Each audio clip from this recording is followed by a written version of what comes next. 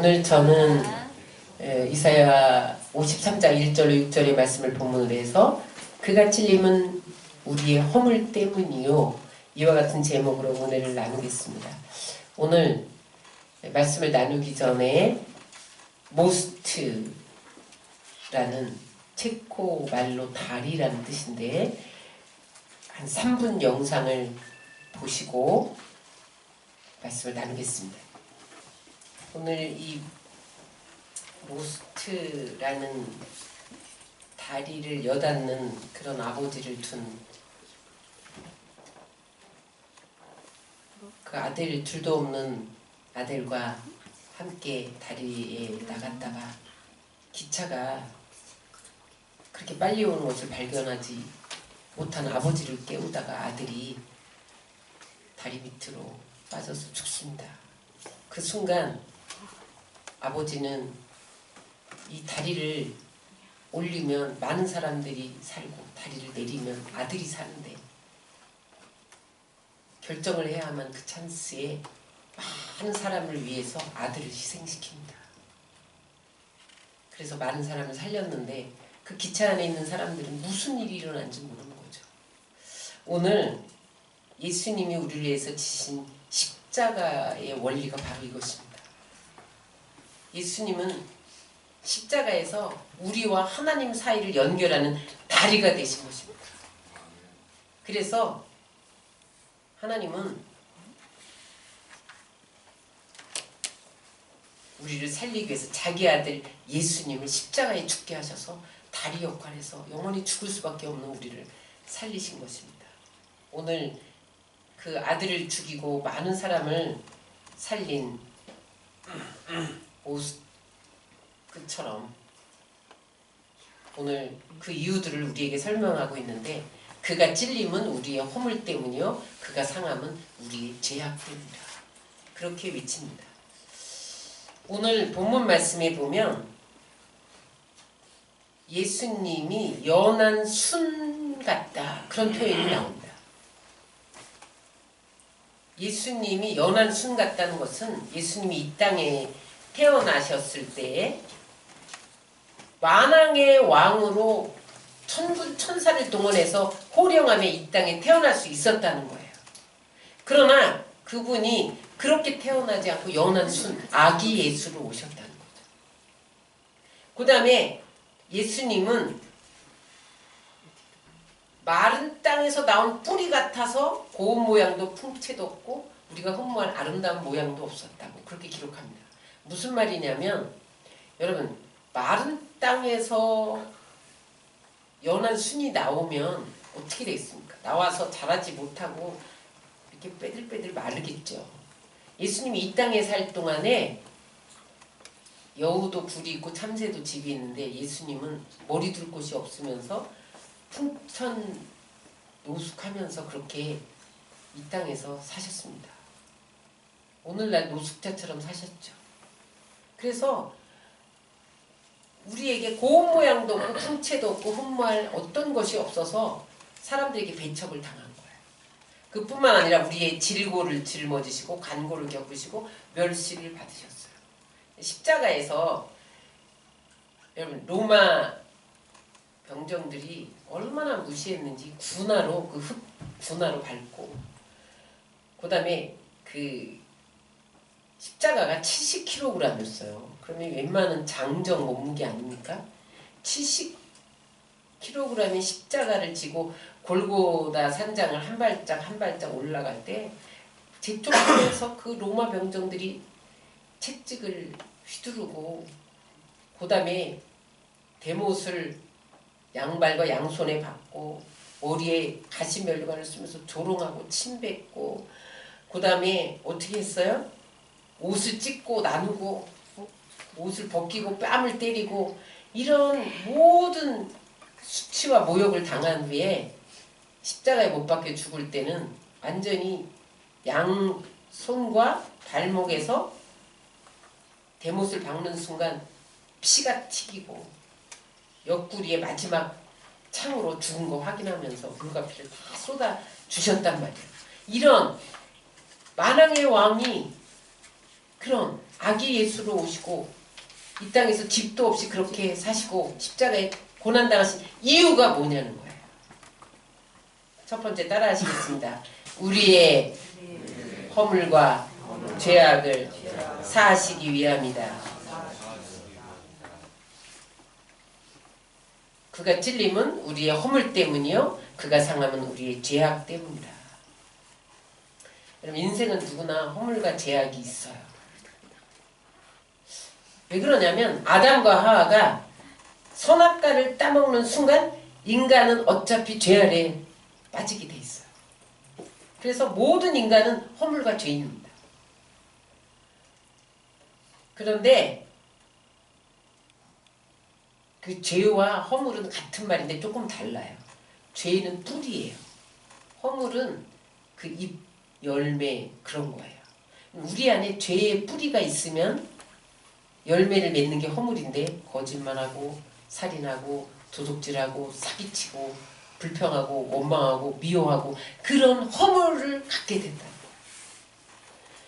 그래서 그 죄의 뿌리를 빼내야 하는데 사람 누구로도 그 죄를 제거할 수가 없는 거예요. 모든 사람이 죄를 범하였으니 하나님의 영광에 이르지 못했다라고 성경은 말합니다. 다윗이 뭐라고 말을 하냐면 밧세바를 범한 후에 그가 내가 왜 이렇게 죄를 지었나 그렇게 탄식하면서 고백한 말이 시편 51편인데 내가 죄악 중에 출생하였으며 모친이 죄 중에 나를 잉태하였나이다. 그렇게 고백을 했어요. 사람은 그 모태에서 죄인이라는 거예요. 로마서 3장 10절은 이렇게 말합니다. 기록된 바 의인은 없나니 하나도 없으며 의인이 하나도 없어요. 모든 사람이 죄인이에요. 그런데 그 죄의 삭은 사망입니다. 죄를 지면 반드시 죽어야 돼요. 아담과 하와가 죄를 짓자마자 부끄러움이 찾아왔어요. 그래서 무화과 나무 잎을 치마로 삼아서 부끄러운 곳을 가립니다. 근데 햇빛이 나니까 그게 도로로 말리는 거예요. 부끄러운 수치가 또 일어나는 거예요. 그러니까 그때 하나님이 짐승을 잡아서 피를 흘리게 하고 가죽을 벗겨서 그것으로 부끄러운 곳을 가리워줍니다. 여러분 가죽 옷을 해입히려면 짐승이 죽어서 피를 흘려야 돼요. 우리가 죄를 제거하려면 흠없는 죄를 한 번도 짓지 않는 누군가가 죽어야 돼요. 하나님 고민하기 시작을 하셨어요. 구약에서는 어떻게 했냐면 예수님 오기 전에는 그래도 인간이 죄를 범하면 하나님과 교제할 수 없기 때문에 하나님이 외로우신 거예요. 그래서 그 하나님이 인간과 함께 행복하게 대화를 나누며 이 땅에서 함께 살고 싶으셨는데 인간이 죄를 범하니까 하나님과의 관계가 단절된 거예요. 그래서 하나님이 생각해낸 게 뭐냐면 성막을 만들어서 거기서 짐승을 잡아서 피를 흘려라. 대신 죄를 짐승에게 전가시키고 그 짐승을 제사를 드리면 내가 내 죄를 덮어준다. 그렇게 법을 정하신 것이 성막입니다. 그리고 제사법입니다. 그래서 번제를 드리고 화목제를 드리고 속죄제를 드리고 속건제를 드리고 그랬잖아요.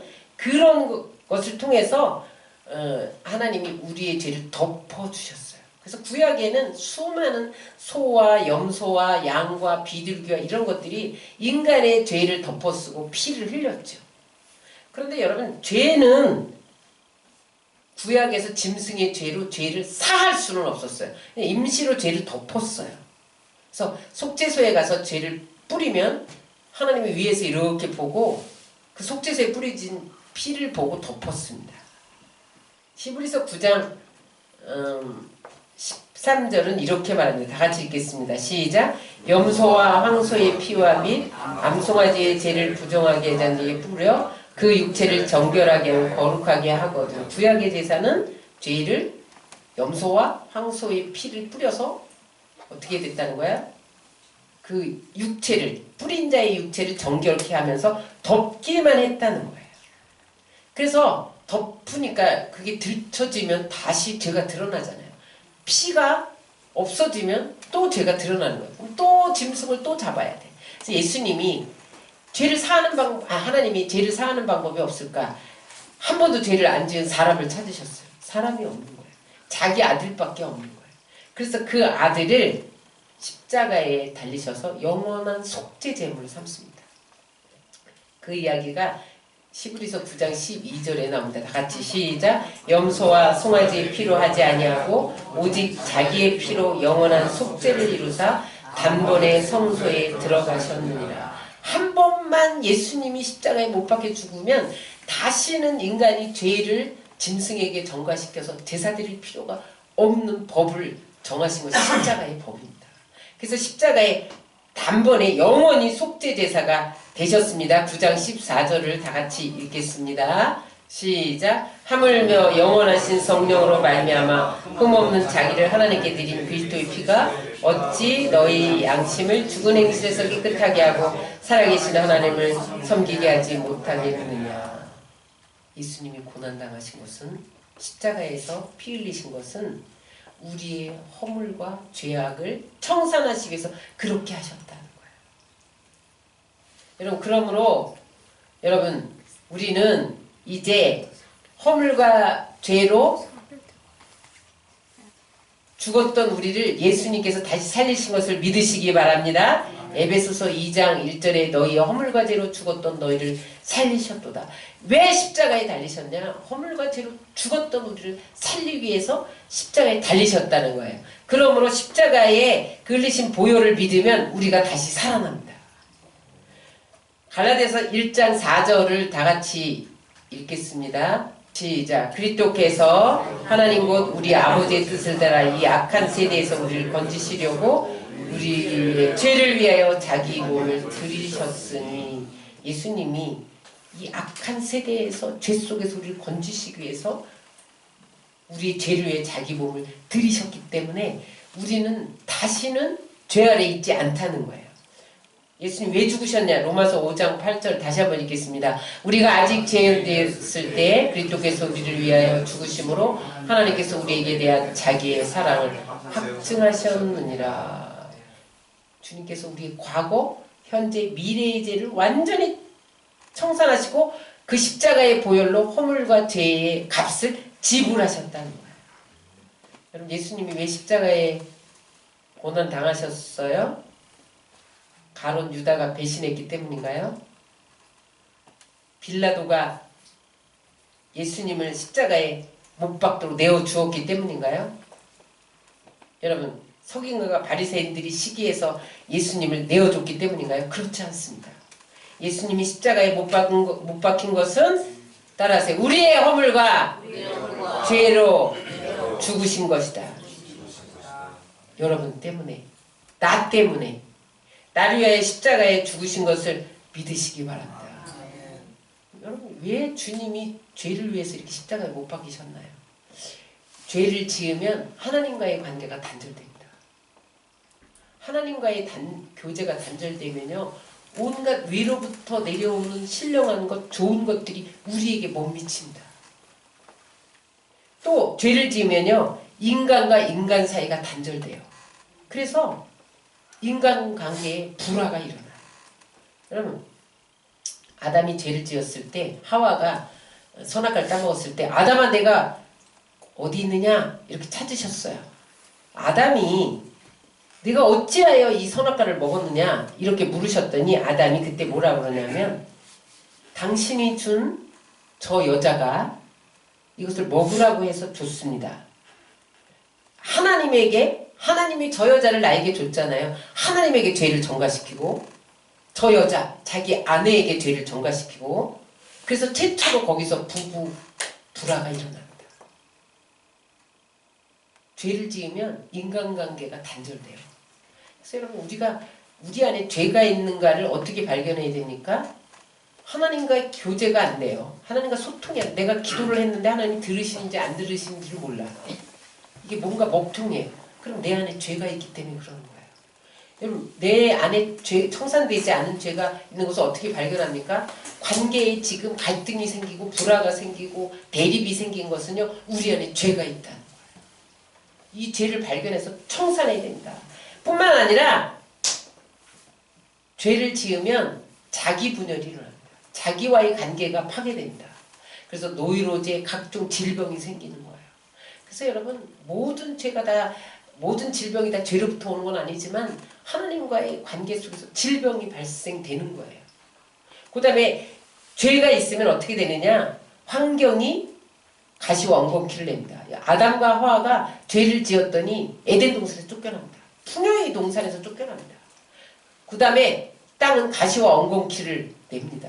수고하고 땀을 흘려야 먹게 됐습니다. 그러면 우리의 죄가 있으면요 환경이 안 풀리는 거죠. 저주가 임하는 거죠. 될 듯 될 듯 하면서 안 되는 거예요. 수고해도 소득이 없는 거예요. 풍요의 산에서 쫓겨나는 거예요. 그래서 예수님이 하나님과의 단절, 인간과의 단절, 자기와의 불화, 환경의 저주 이것을 끊어버리시기 위해서 십자가에 달리신 거예요. 그래서 여러분들이 지금 그 십자가에 달린 예수만 믿으면 하나님과 소통하게 되는 것을 믿으시기 바랍니다. 그래서 우리가 담대히 하나님 앞에 나가서 아버지라 부를 수 있고 하나님 앞에 우리의 죄를 구하고 하나님께 우리의 원함을 말하고 소원을 말하고 그렇게 할 수 있게 된 거죠. 뿐만 아니라 예수의 피를 믿으면 인간과의 갈등에 화목이 이루어지는 거예요. 그리고 우리 안에 질병이 치유되는 거예요. 환경이 축복을 받는 거예요. 그래서 영혼이 잘됨 같이 범사에 잘되고 강건하고 형통한 복이 임하는 것을 믿으시기 바랍니다. 그런데 그러면 우리에게 왜 아직도 질병이 있고 저주가 있고 응? 내 안에 인간과의 불화가 있느냐? 그 죄를 회개해야 돼. 오늘 여러분 이 사순절 기간에 우리 기억나는 죄가 있거든 십자가에 못 박아 버리시기를 주의 이름으로 축원합니다. 그리고 회개해야 돼요. 죄를 끊어버리려면 회개하지 않으면 안 됩니다. 그래서 지금 뭔가 내 안에 꺼림칙한 게 있어요. 뭐가 해결되지 않은 미해결 과제가 있어요. 이 죄는 꼭 청산되어야 한다. 여러분들의 양심이 지적하고 있습니다. 그럴 때 여러분 철저하게 회개하고 끊어버리시기 바랍니다. 그리고 또다시 죄의 유혹이 올 때 단호하게 예수의 피로 물리쳐야 돼요. 죄는 우리에게 어쨌든 마귀는 우리의 죄를 통해서만 공격할 수 있기 때문에 우리 안에 죄를 짓도록 유혹합니다. 그럴 때 이게 죄다 그러면 말씀에 비추어서 죄라는 것이 알지만 우리 양심이 먼저 죄를 지적해줘요. 이건 죄야 띠링띠링띠링 신호를 보내요.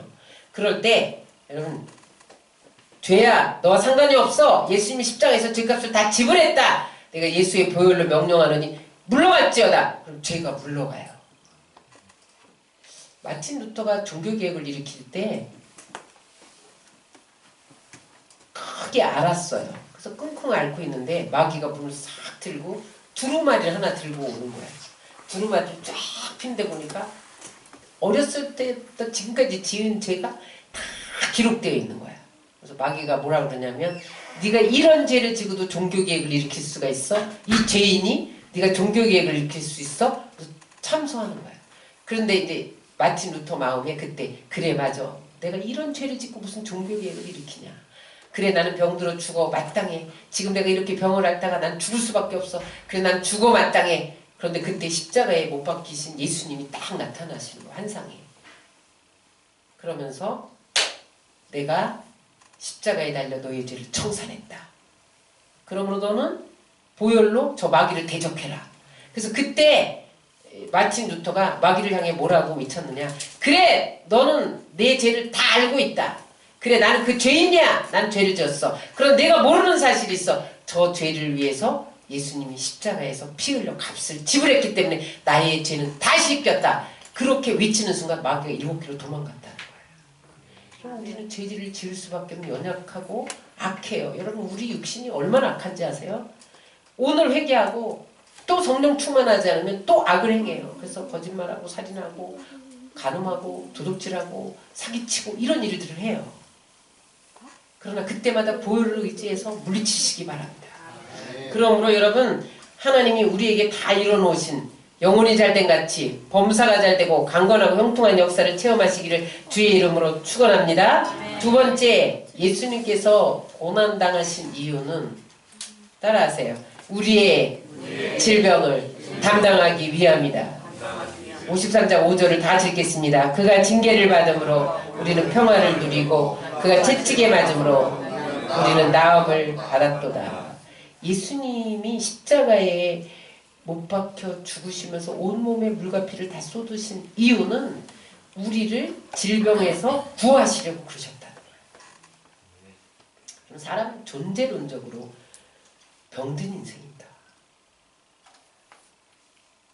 영적으로 병들어서 죽었고 마음으로 병들어서 우리 마음에 시기와 분노와 질투와 미움과 원한이 각 들어차 있어요. 마음이 병들면 시기하고 질투하고 미워하고 원한을 갖고 그렇습니다.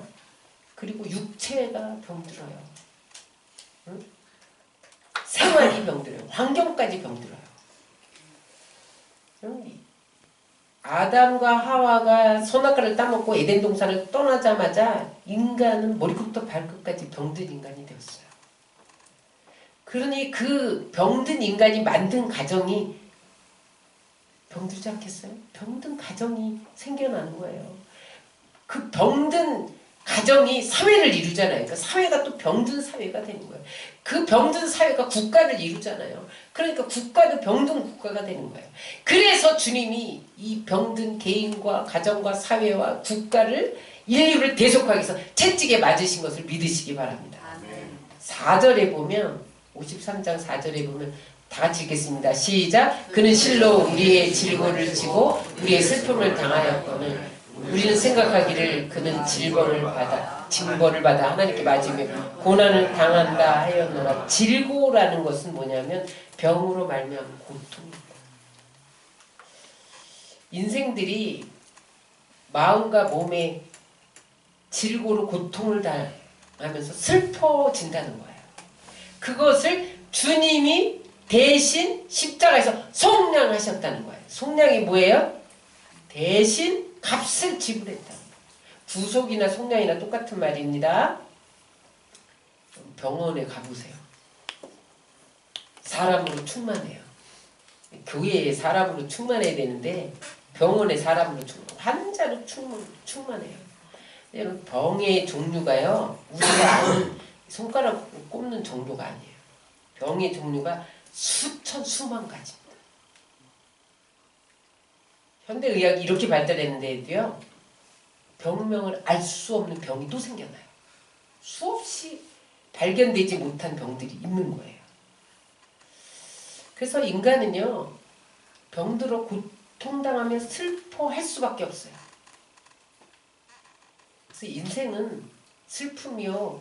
고통의 연속이고요. 한숨에 연속된 삶을 사는 게 인생입니다. 원래.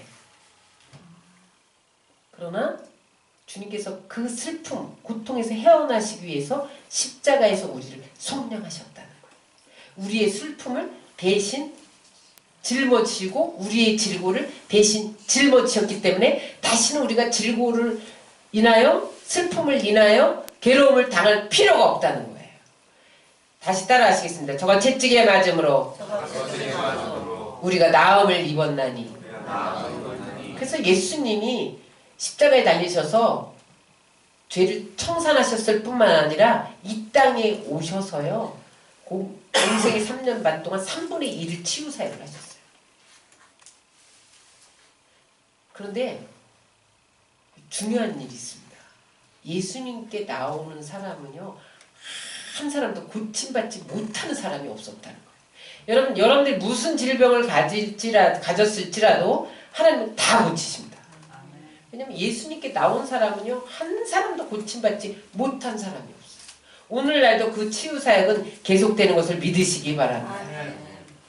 다 고쳐주셨어요. 그 이야기가 마태복음 4장 24절에 나옵니다. 시작. 그 소문이 온 수리아에 퍼진지라 사람들이 모든 앓는 자 곧 각종 병에 걸려서 고통당하는 자 귀신 들린 자 간질하는 자 중풍병자를 데려오니 그를 고치시더라. 보세요. 각종 병, 모든 병, 특히 귀신 들리고 간질하고 중풍병자는 다 고치셨다. 다 고치셨다는 거예요. 왜냐하면 예수님이 죄를 사고 병을 짊어지시기 위해서 오셨기 때문에 예수님의 사명이 그건 거예요. 다 같이 마태복음 8장 7절 읽겠습니다. 시작. 이는 선지자 이사야를 통하여 하신 말씀에 우리의 연약한 것을 친히 담당하시고 병을 짊어지셨다 함을 이루려 하십니다. 이미 예수님이 오시기 전 700년 전에 예수님이 이 땅에 왜 오실 것이냐, 메시아가 이 땅에 왜 오시느냐, 우리의 연약한 것을 친히 담당하시고 병을 짊어지시기 위해서 오셨다는 거예요. 그래서 여러분 예수님을 믿기만 하면 모든 병은 치유되는 것을 믿으시기 바랍니다. 그래서 예수님 지금도 그 역사를 계속하고 계세요. 예수님이 2000년 전에만 하신 게 아니에요. 베드로전서 2장 24절을 다 같이 읽겠습니다. 친히 나무에 달려 그 몸으로 우리 죄를 담당하셨으니 이는 우리로 죄에 대하여 죽고 의에 대하여 살게 하려 하심이라. 그가 채찍에 맞음으로 너희는 나음을 얻어오는. 예수님이 친히 십자가에 나무에 달려서 두 가지 일을 행하셨다는 거예요. 죄에 대해서 죽고 의에 대해서 살고, 그 다음에 저 채찍에 맞음으로 너희에게 치료를 주기 위해서, 나음을 주기 위해서 하나님이 나무에 달리셨다는 거예요. 여러분 예수님은 어제나 오늘이나 동일하십니다. 어제만 치료하신 것이 아니라 오늘도 치료하세요. 히브리서 13장 8절을 다 같이 읽겠습니다. 예수 그리스도는 어제나 오늘이나 영원토록 동일하시느니라. 예수님 지금도 병을 고치신다. 무슨 간질병이나 귀신 들린 자나 중풍병자나 각종 병을 다 고치셨다. 여러분 동일하게 오늘도 고치신 것을 믿으시기 바랍니다. 인간의 힘으로 못 고친 병도 하나님께 불가능이 없다는 거예요. 어떤 정신적인 병, 마음의 병, 육신의 질병도 다 고치신다는 거야. 여러분 마이크를 만든 사람은요, 마이크가 고장나면 제가 고칩니다. 나는 못 고쳐. 이거 안 만들었기 때문에. 이거 만든 사람은요, 소리만 들어보고 다 고쳐요. 하나님이 우리를 만드셨는데 우리의 고장난 부분을 못 고치실 리가 없잖아요. 응? 그것도 믿으시기 바랍니다. 시편 91편 1절로 3절. 하나님은 전능하시기 때문에 능히 고치실 수가 있다는 거예요. 다 같이 읽겠습니다. 지존자의 음부라는 곳에 거주하며 전능자의 그늘 아래에 사는 자여, 나는 야훼를 향하여 말하기를 그는 나의 피난처요 나의 요새요 나의 의뢰는 하나님이라 하리니 이는 그가 너를 새 사냥꾼의 올무에서와 심한 전염병에서 건지실 것이미로다. 심한 전염병에서 건지시는 분이라는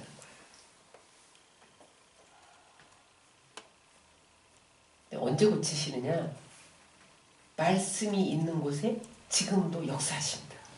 지금 치유의 말씀을 선포하고 있잖아요. 지금 하나님 여러분을 치유하고 계세요. 말씀이 치유하고 계세요. 그래서 우리가 해야 할 일은 뭐냐면 말씀을 믿음으로 받아들이는 거예요. 하나님 병을 고친다. 이걸 믿음으로 받아들이는 거야. 저거 채찍에 맞으면 너희가 나음을 입었도다. 받아들이는 거야. 난 낫는다. 귀신 들린 딸을 고쳐달라고 간청하는 여자에게 마태복음 15장 28절에 보면 이렇게 말씀합니다. 시작. 여자여 네 믿음이 크도다. 내 소원대로 되리라. 귀신 들린 딸을 고쳐달라고 간청하는 여자에게 여자여 네 믿음이 크도다. 믿음을 보시고 내 소원대로 되라. 그랬더니 그 딸이 자유함을 얻었다는 거예요. 우리가 해야 할 일은 예수님의 약속의 말씀 믿는 것만 합니다. 말씀대로 믿고 말씀대로 실천하면 건강하게 살 수 있습니다. 출애굽기 15장 26절을 다 같이 읽겠습니다. 너희가 너희 하나님 나 여호와의 말을 청종하고 나의 보기에 의를 행하며 내 계명의 귀를 기울이며 내 모든 규례를 지키면 내가 애굽 사람에게 내린 모든 질병이 하나도 너희에게 내리지 아니하리니 나는 너희를 치료하는 여호와임이니라. 여기 선행 조건이 있어요. 너희가 나 여호와의 말을 청종하고 잘 듣고 순종해라 이 말이에요. 그리고 그 계명을 지키면 질병을 내리지 않는다는 거예요. 그럼 우리가 하나님의 말씀을 청종하지 않았기 때문에 하나님의 계명을 지키지 않았기 때문에 질병이 있다는 거죠. 그러나 청종하면 어떻게 하냐? 질병이 들었어도 나는 너를 치료하는 여호와니라. 주님이 치료할 줄 믿습니다. 여러분, 질병은요 끊임없이 죄와 상처를 틈타요. 우리 안에 죄가 있거나 상처가 있으면요 그거 치료되지 않고 죄를 청산하지 않으면요 질병이 틈탑니다. 그래서 예수님이 십자가에 돌아가셔서 피를 흘리면서 죄를 청산하신 거예요. 우리를 자꾸 마귀가 죄를 틈타서 질병을 가져도 괴롭히니까 죄를 사신 거거든요. 마귀가 하는 주일이 뭐예요? 도둑질하고 죽이고 멸망시켜. 그래서 우리를 병들게 해서 사망으로 끌고 가는 거예요. 그래서 여러분 우리가 죽을 때는 거의 병으로 갑니다. 지금부터 아프기 시작하잖아요. 50대쯤 되면 혈압이 올라가고 고혈압이 생기고 당뇨가 생기고 혈관이 고지혈이 생기고 이건 아니 예수 믿는데 왜 이런 게 생겨? 이거는요 죽음으로 가고 있는 신호예요. 이제 병들어 가게 돼 있어요. 응? 어제 머리가 손 3개였네. 그런데 죄의 삭은 사망이거든요. 흙으로 돌아가게 돼 있어요. 그러나 영혼은 건짐을 받는 거죠. 그런데 여러분 왜 지금 내가 아직도 질병 가운데 있느냐? 이 세상 임금이 마귀예요. 마귀가 틈만 있으면 비집고 들어옵니다. 죄의 틈 비집고 질병, 가난, 저주 이런 걸 가져와요. 죄의 틈을 봉쇄시켜야 돼요. 우리 안에 상처를 줘요. 그 상처를 치유해야 돼요. 어린 시절에 그 다음에 모태에서 오늘 다윗이 뭐라고 말해요? 내가 모태에서 죄를 지었대. 그게 무슨 소리예요? 엄마가 나를 잉태하면서 죄를 지었고 죄인은 아담 하와로부터 모태로부터 죄인이라는 거야. 이제 태어나서 예수를 믿고 죄를 청산하고 그러면은 죄가 없어지는 거죠. 그래서 세상 임금은 마귀라서 죄의 틈을 비집고 자꾸 우리에게 질병을 일으키기 때문에 오늘날 우리에게 질병이 있는 거예요. 우리가 죄를 안 지어야 되는데 이 몸이 노출돼서 그냥 미세먼지가 우리를 그냥 달라붙는 것처럼 죄가 달라붙어요. 그러니까 우리는 끊임없이 예배하며 말씀으로 기도로 보혈로 씻어내야 되는데 이 작업을 못하면 또 달라붙고 또 달라붙고 이러는 거죠. 근데 지금 질병이 왔을지라도 여러분 겁내지 마시기 바랍니다. 예수의 보혈을 의지하면 보혈이 질병을 물리쳐요. 그래서 여러분 질병이 다가올 때 단호하게 보혈로 물리쳐야 돼요. 따라서 예수의 보혈로 질병아 물러갈지어다. 너희 병마야 떠나갈지어다. 저가 채찍에 맞음으로 우리가 나음을 입었도다. 말씀을 부여잡고 명령하는 거예요. 그러면 치료를 선포할 때 치유 역사가 일어나요. 보혈에는 놀라운 능력이 있어요. 왜냐하면 죄를 청산하고 채찍에 맞음으로 치료하셨기 때문에 그 보혈을 의지하면 치유가 있네요. 여러분 이 사순절 기간에 치유를 경험하는 여러분들 되시길 주의 이름으로 축원합니다. 마지막 세 번째, 예수님께서 고난당하신 것은 왜 그러셨냐? 따라하세요. 우리의 평화를 위함이다. 53장 5절을 다 같이 읽겠습니다. 그가 징계를 받음으로 우리는 평화를 누리고. 여러분 십자가는 죄인들이 달려 죽는 형틀입니다. 형틀. 예수님이 십자가에 죽으셨다는 것은 심판을 받아 죄의 형벌을 받아 죽으셨다는 거예요. 징계를 받아 하나님께로부터 버림을 받았다는 거예요. 누구의 죄 때문에? 우리의 죄를 뒤집어쓰고 죄인들이 죽는 형틀에서 하나님으로부터 심판받아서 완전히 징계를 받으셨다는 거예요.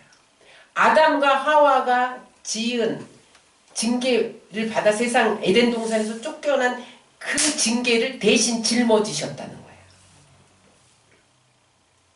여러분 인생은 범죄함으로 에덴 동산에서 쫓겨난 이후 가난과 저주와 죽음을 당하면서 살고 있는 거예요. 그런데 여러분 예수님이 십자가에 못 박혀 죽으심으로 가난과 저주와 죽음이 청산된 것을 믿으시기 바랍니다. 아담과 하와가 죄를 짓는 순간 땅이 가시와 엉겅퀴를 냈잖아요. 응? 그래서 예수님이 징계를 받으신 거예요. 우리에게 평화를 누리도록. 예레미야 2장 13절을 보면 인간이 이 죄를 행했기 때문에 우리의 힘으로는 도저히 노력하고 애써도 우리는 축복 아래 생명 안에 거할 수 없는 인생이라는 거예요. 예레미야 2장 13절을 읽겠습니다. 시작. 내 백성이 두 가지 악을 행하나니 곧 생수의 근원되는 나를 버린 것과 스스로 웅덩이를 판 것인데 그것은 물을 저축지 못할 터진 웅덩이니라. 하나님을 버리고 인간의 수단 방법으로 살아보려고 웅덩이를 팠는데 물이 고이지 않는 터진 웅덩이가 됐다는 거예요. 무슨 말이에요? 십자가 하나님의 품을 떠나서 우리가 수고하고 노력하고 애써도 하나님이 축복하지 않으면 터진 웅덩이가 된다는 거예요. 그러니까 죄 짓자마자 가시와 엉겅퀴가 나서 다시 소출을 내지 못했잖아요. 이 징계를, 인간이 받을 징계를 예수님이 십자가에 못 박혀서 대신 달리셨기 때문에 우리는 다시 하나님께로 돌아갈 수 있는 길이 열린 것을 믿으시기 바랍니다. 그래서 여러분, 하나님을 떠난 인간은 평화할 수 없어요. 하나님을 떠난 인간에게는 두려움과 불안밖에 없어요. 그러나 그 보배로운 피가 하나님과의 막힌 담을 허시고 둘 하나로 만드사 화평케 하신 것을 믿으시기 바랍니다. 에베소 2장 24절을 14절을 다 같이 읽겠습니다. 시작. 그는 우리의 화평이신지라 둘로 하나를 만드사 중간에 막힌 담을 허시고. 이제 예수님이 화평이신 하나님이 십자가에 달리셔서 하나님과 막힌 담, 인간과 막힌 담, 수평과 수직을 허셨다는 거예요. 그래서 예수님이 십자가에 달리신 그것을 믿기만 하면 하나님 관계가 회복되어지고 이웃과의 관계가 회복되어지고 평화가 임하는 것을 믿으시기 바랍니다. 여기 평화라는 것은요, 전쟁에 반대되는, 전쟁이 종식됐다 그런 의미만이 아니고 번영과 법과 질서가 잘 유지되는 것, 그것까지예요. 그러니까 여러분, 하나님이 징계를 받음으로 우리가 화평을 누렸다는 것은 하나님과의 관계, 인간관계만 화목된 게 아니라 우리 환경도 복을 받게 된다. 저주는 끊기고 가시 엉겅퀴는 제거되어지고 복된 번영을 가져와서 영혼이 잘 되고 범사가 잘 되고 강건하게 된다는 말이에요. 말씀을 정리합니다. 예수님이 십자가에 못 박히신 것은 세 가지 이유예요. 따라하세요. 우리의 죄와 허물을 사하기 위해서. 두 번째, 우리의 질병을 고치시기 위해서. 세 번째, 하나님과 화평하고 이웃과 화평하고 환경이 복을 받기 위해서. 여러분, 그래서 지금 우리가 그 십자가에 달리신 예수님의 보혈을 믿기만 하면 우리는 죄에서 속량받았고요, 허물로 죽을 수밖에 없는 그 가운데서 허물이 사해졌고요, 질병을 고쳐주시고요, 그러면 하나님과 화평해지고 사람과 화평해지고 또 어떻게 돼요? 환경이 축복을 받게 될 줄 믿습니다. 그러므로 여러분, 관계에 갈등이 올 때도 예수님이 화목제물이 되어주셨다, 중간에 막힌 담을 허셨다 주장하면서 물리치세요. 그리고 용서하세요. 그리고 회개하세요. 그러면 하나님께서 관계를 회복시키고, 여러분, 일이 안 될 때도, 일이 안 풀릴 때도 예수님께서 중간에 막힌 담을 허셨다, 우리의 화평이 되셨다, 그러므로 이 저주는 물러갈지어다 명령해야 됩니다. 잘 될지어다, 형통할지어다 명령해야 됩니다. 그럼 저주가 끊겨요. 이 저주가요, 얼마나 끈질긴지, 가문에 흐르는 저주가 대물림돼요. 성경에 예수를 잘 믿으면 천대까지 복을 주시고, 예수님을 잘 못 믿고 하나님과 원수되면 3, 4대까지 저주가 임한다고 그랬잖아요. 그래서 여러분, 할아버지가 이 바람을 피웠다, 그럼 그 아들이, 그 아버지가 나는 우리 아버지처럼 안 될 거야 그래요. 근데 그 아들이 또 바람을 피워. 누군가가 저주를 끊어야 돼요. 아버지가 폭력을 행했잖아요. 그럼 나는 다시는 안 될 거야. 근데 아들에게 또 폭력을 행해요. 이게 저주예요. 가문에 흐르는 저주. 이것을 예수의 보혈로 끊어야 돼요. 여러분, 의사들이 왜 그 가문 가운데 암 걸린 사람이 있었습니까? 이러면서 물어본 줄 아세요? 그 저주를 끊지 않으면 그 전 세대 3, 4대에 있었던 암이 대물림 돼요. 끊어내야 돼요, 여러분, 질병을. 그래서 그거 유전인자다, 의학적인 용어로 DNA다, 뭐 이렇게 말하는데 그게 가문에 흐르는 저주예요. 그런데 오늘 예수님이 우리의 화평이 되셔서 중간에 막힌 담을 다 하셨대요. 그래서 여러분 예수의 보혈로 그 저주를 다 끊어낼 수 있는 거예요. 그래서 날마다 보혈을 찬송하고 끊어내야 된다. 그래서 이 사순절 기간에 여러분 다시 한번 죄사함 받았음을 인식하고 날마다 우리의 죄를 십자가에 못 박고 죄의 유혹이 다가올 때 죄는 물러갈지어다. 그렇게 명령하고 보혈을 의지하고 회개하고 끊어내시고 그리고 질병을 예수님의 채찍에 맞으러 나음을 입었도다. 질병아 물러갈지어다. 저주는 끊길지어다. 그래서 여러분 주님께서 이뤄놓으신 그 이뤄놓음 속에 다 들어가시기를 주의 이름으로 축원합니다.